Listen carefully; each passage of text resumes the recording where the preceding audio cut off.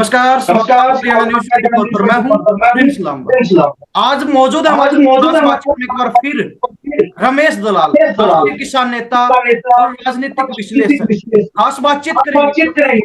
इन्होंने कुछ दिन पहले हमारे साथ जो बातचीत की और उसमें इन्होंने बताया कांग्रेस जो है अपनी सूची जारी करने वाले और उसमें जो संभावित नाम थे जो बिल्कुल तय माने जा रहे थे वो इन्होंने सबके सामने रखे थे। लेकिन अब कहीं ना कहीं कांग्रेस की सूची में दोबारा पेच फंस चुका है, चाहे उस पेच के कारण कुछ भी हो। और कहीं ना कहीं सबसे बड़ा कारण यही बताया जा रहा है कि जो कांग्रेस के अंदर धड़ेबाजी है, गुटबाजी है, वो कांग्रेस को सूची जारी करने से रोक रही है। रमेश दलाल जी फिर खास बातचीत में है, चर्चा करेंगे एक एक करके सभी लोकसभा सीटों को लेकर कि किस सीट पर क्या समीकरण बैठ रहे, क्योंकि इन्होंने दिल्ली की जो जानकारी दी थी वो इनकी 90% सटीक रही। 3 सीटों के बारे में जानकारी दी जिनमें से 2 प्रत्याशी जो है ज्यों के तो कांग्रेस की तरफ से उतारे गए। एक सीट चांदनी चौक पर थोड़ा बदलाव जरूर देखने को मिला, लेकिन उदित राज और कन्हैया कुमार को कांग्रेस ने लोकसभा चुनाव में उतार दिया है।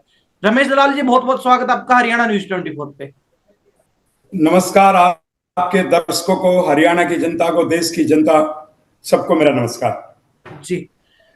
सर आपकी जानकारी बड़ी सटीक बैठी, 90% जो है आपने जो जानकारी दी थी वो बिल्कुल सही निकली। एक सीट पर बदलाव हुआ, हालांकि हरियाणा को लेकर जो जानकारी थी उसमें सूची में पेच फंस गया, अन्यथा वहां भी आपकी 80-90% जानकारी बिल्कुल सटीक बैठती हुई नजर आ रही थी।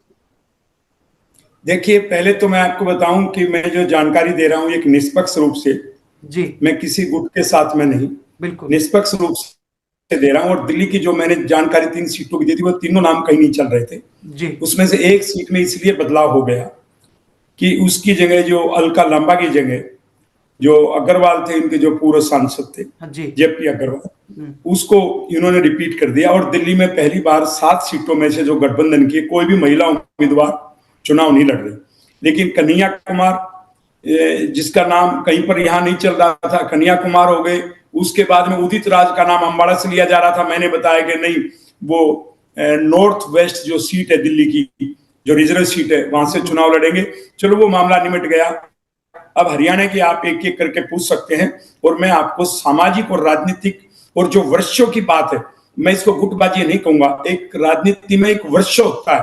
और आप ये देखेंगे पहली बार एक अच्छी बात है कि कांग्रेस का माहौल ठीक लग रहा है। और कांग्रेस में जैसे अमेरिका में जो पार्टियां, 2 पार्टियां हैं, जब राष्ट्रपति के लिए पहले कैंडिडेट का पार्टी के अंदर चुनाव होता है जी, तो उसमें जो ना एक दूसरे पे ऐसे ही चलता है। तो वही कुछ हरियाणा में देखने को चल रहा है। एक तरफ जो है कुमारी बहन हमारी शैलजा जी है और दूसरी तरफ जो ना भूपेंद्र हुड्डा जी है, और तीसरी जो एंट्री है वो अभी चौधरी वीरेंद्र सिंह जी ने अपनी ली है। तो इसमें कौन किस प्रकार से अपनी बात को रख रहा है और पार्टी क्या सोच रही है और सामाजिक जो परिस्थितियां वो क्या कह रही है, उन सब पे मैं आपको विस्तार से बताऊंगा। जी बिल्कुल। तो शुरुआत उन 2 सीटों से करते हैं। 2 सीट जो बिल्कुल तय मानी जा रही है, चाहे सिरसा की बात हो या फिर रोहतक की बात हो। सिरसा से कुमारी शैलजा का नाम चल रहा है, आपने भी कहीं ना कहीं सिरसा से कुमारी शैलजा का ही नाम बताया था, इसको कितना सही माने हम?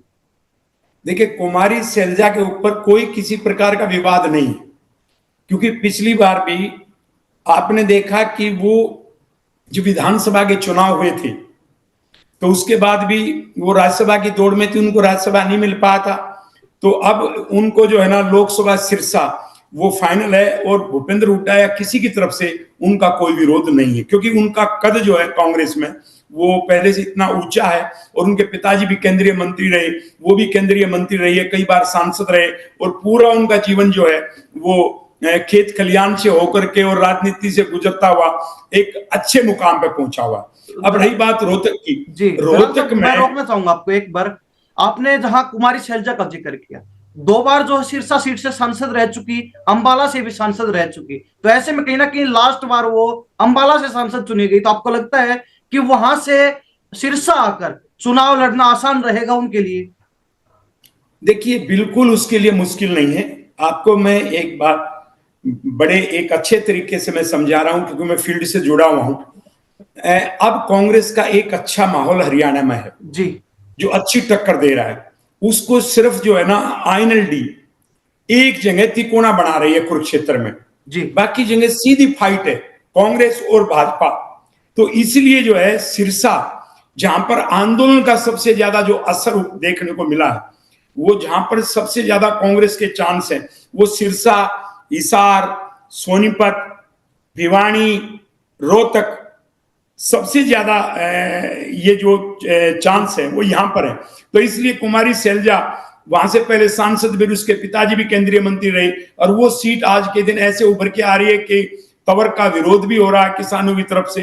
अब वहां वो चुनाव लड़ेगी, मजबूत है, लेकिन वहां एक जो छोटा मोटा जो खतरा है उनके लिए वो ये है कि आईएनएलडी कितनी वोट लेती है। यदि आईएनएलडी ने ज्यादा वोट ली तो फिर जो है ना तंवर को लाभ पहुंच सकता है, और आईएनएलडी जितनी कम वोट पे जाएगी उतनी कुमारी शैलजा ज्यादा मार्जिन से जीतेंगे। एक बड़ा सवाल ये भी बनता है कि अगर कुमारी शैलजा की बात की जाए तो वो लगातार मना करती रही है कि मैं लोकसभा चुनाव नहीं लड़ूंगी, मेरी इच्छा है विधानसभा चुनाव की। हालांकि वो अपने आप को सीएम दौड़ में भी सबसे आगे रख रही है, सबसे जो है प्राथमिकता दे रही है अपने आप को। तो कहीं ना कहीं ऐसे में लगता है कि वो आराम से जो चुनाव लड़ लेंगे लोकसभा का।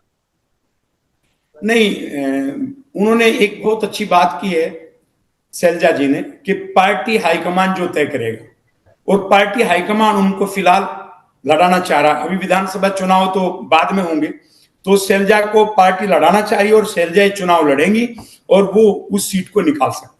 जी चलो रोहतक की बात करते हैं। यहाँ पे दीपेंद्र हुड्डा का नाम नहीं लेंगे, लेकिन हुड्डा परिवार का नाम जरूर लेंगे कि हुड्डा परिवार से कोई हो सकता है, कोई ना कोई चेहरा।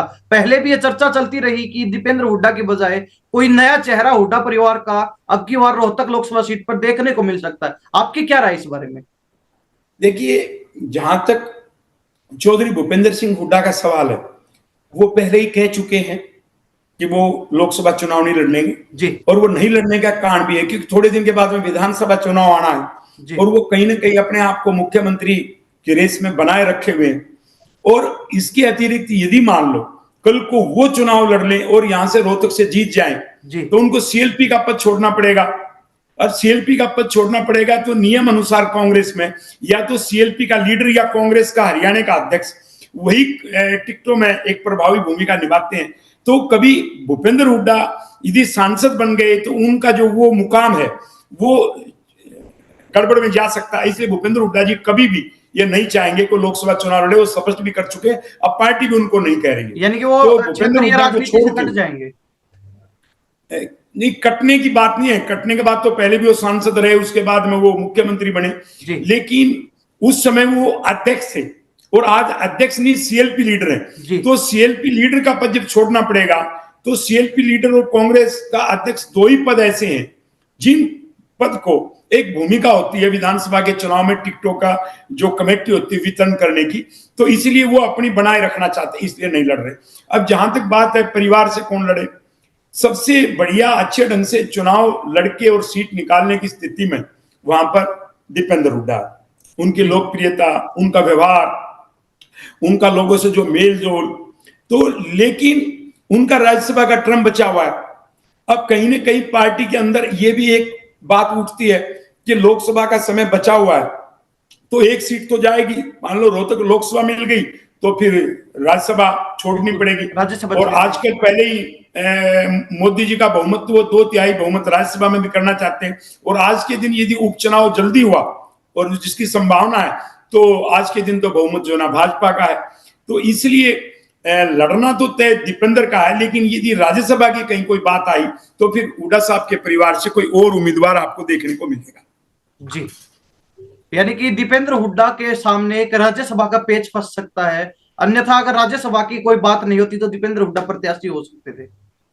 आज भी दीपेंद्र हुड्डा प्रत्याशी हो सकते हैं। एक संभावना मैंने बताई कि जहां कोई थोड़ी बहुत अड़चन है तो उनके राज्यसभा का जो समय बचा हुआ उसकी अड़चन। लेकिन ये तय है कि रोहतक सीट तो सीधे सीधे हुड्डा परिवार के खाते में ही जाने वाली है। जाहिर सी बात है, बहुत सालों से उन्हीं का वहां पर काम रहा है, उन्हीं को लोग पसंद कर रहे हैं और ओबियसली उन्हीं में से कोई चुनाव लड़ेगा। जी, अब फरीदाबाद की बात करते हैं। जी, फरीदाबाद पे नाम विजय प्रताप जो कि महेंद्र प्रताप के बेटे हैं उनका सुनने में आ रहा था, लेकिन कहीं ना कहीं ये भी कहा जा रहा है कि भूपेंद्र हुड्डा ने एक अड़ंगा लगा दिया है कि वो अपने रिश्तेदार कर्ण सिंह दलाल को टिकट दिलवाना चाहते हैं वहां से फरीदाबाद लोकसभा सीट से। देखिए, एक बार गुड़गांव और झज्जर और फरीदाबाद तीनों को थोड़ा इकट्ठा कर लेंगे तो मुझे समझाने में एक आसानी कोई रहेगी। दिक्कत नहीं है, बिल्कुल। क्या है कि फरीदाबाद में शुरू से कांग्रेस पार्टी एक गुज्जर उम्मीदवार को चुनाव लड़वाती रही जी। कई बार ऐसी परिस्थिति आई जब कांग्रेस ने किसी गुज्जर उम्मीदवार को न लड़ा के वहां से मुस्लिम उम्मीदवार भी पहले हमने लड़ाए, कांग्रेस पार्टी ने लड़ाए।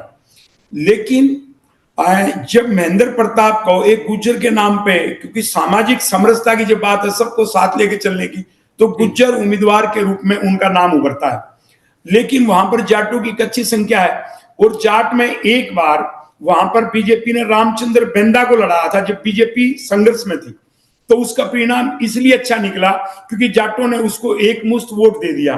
तो भूपेंद्र हुड्डा और कर्ण दलाल का मानना है, और ये बात कुछ हद तक इसमें दम भी नजर आता है, कि वहां पर जो है जाट गोलबंद हो जाएंगे पूरे के पूरे और दूसरी बिरादरियों में से भी वोट मिलेगा। तो इसलिए जो ना कर्ण दलाल का वहां जो पैरवी है वो मजबूती से की जा रही है।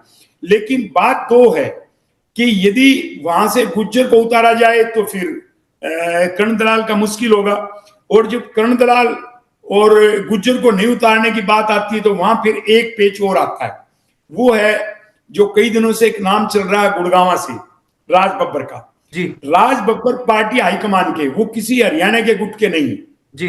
उनको यदि आप किसी भूपेंद्र हुड्डा के गुट में या शैलजा जी के गुट में जोड़ेंगे तो वो बात नहीं, वो पार्टी हाईकमान के बिल्कुल वरिष्ठ नेता है, यूपी कांग्रेस के अध्यक्ष रहे, वो नेहरू गांधी परिवार के नजदीक रहे, तो उनका लड़ाने का इरादा पार्टी हाईकमान का है। यदि वो गुड़गांव से लड़ते हैं तो यादव सीट शिफ्ट होती है, फिर यादव को छोड़ना पड़ेगा यदि श्रुति चौधरी को लड़ाया जाता है तो।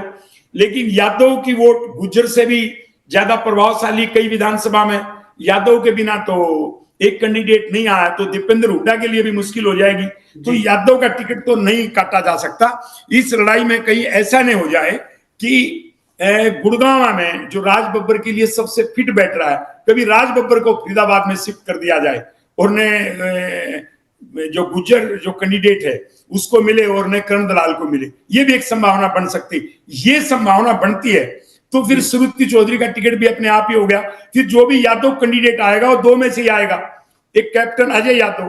कैप्टन अजय यादव आज ओबीसी डिपार्टमेंट के एआईसीसी में बड़ा पद है, उसके चेयरमैन है, और उसके अतिरिक्त लालू यादव से उसकी रिश्तेदारी है। लालू यादव के परिवार का जब दबदबा रहेगा तो उनको टिकट मिलेगा। लेकिन उधर से जो भूपेंद्र हुड्डा है वो ये चाह रहे हैं कि जो टोटल जो सीट है उन दो को निकाल दीजिए, रोहतक को और अपना सिरसा को, तो 7 सीट में से भूपेंद्र हुड्डा कम से कम 4 सीट चाहते हैं और 3 से नीचे रोहतक से अलग वो किसी प्रकार का कोई समझौता करने के उसमें नहीं होंगे, क्योंकि उनको अपना भी देखना है। और दूसरी तरफ जो एसआर के गुट है वो भी चाहता है कि उनको ज्यादा सीट मिले। और ये उसी प्रकार से है जैसे मैंने बताया, अमेरिका में राष्ट्रपति के चुनाव से पहले पार्टी के अंदर एक नेता के चुनाव के लिए एक अभियान चलता, वही समझौते, इसको गुटबाजी नहीं कहें, पार्टी सबको एक कर लेगी, एक होकर के लड़ेंगे। ये तो एक आंतरिक संघर्ष है, कौन कहां से बाजी मार सकता है। दलाल साहब, एक चर्चा ये भी चल रही है कि जो कर्ण सिंह दलाल को फरीदाबाद में सेट करने के लिए भूपेंद्र हुड्डा ने एक बड़ी रणनीति बनाई, यानी कि कर्ण सिंह दलाल को अगर टिकट दिलवानी है तो एक जाट नेता की टिकट कटवानी होगी। तो ऐसे में कहीं ना कहीं खतरा जो है भिवानी महेंद्रगढ़ लोकसभा सीट पर श्रुति चौधरी की टिकट पर है। वहां से जो है भूपेंद्र हुड्डा रावदान सिंह को प्रत्याशी बनवाकर एक जाट नेता की टिकट कटवाएंगे और फिर फरीदाबाद से जो है एक जाट नेता को, यानी कि अपने चहेते कर्ण सिंह दलाल को उतार देंगे। एक चर्चा ये भी चल रही है। ये जो आपने कहा सबसे बड़ा इस अभियान में जो अपने आप में एक संघर्ष चल रहा है कौन ज्यादा सीटें ले, उसमें पहली बार वो किरण चौधरी और श्रुति चौधरी के ऊपर ही आक्रमण कहीं ना कहीं होता है या उन्हीं की सीट को छीनने की बात होती है। कैसे? यदि मान लो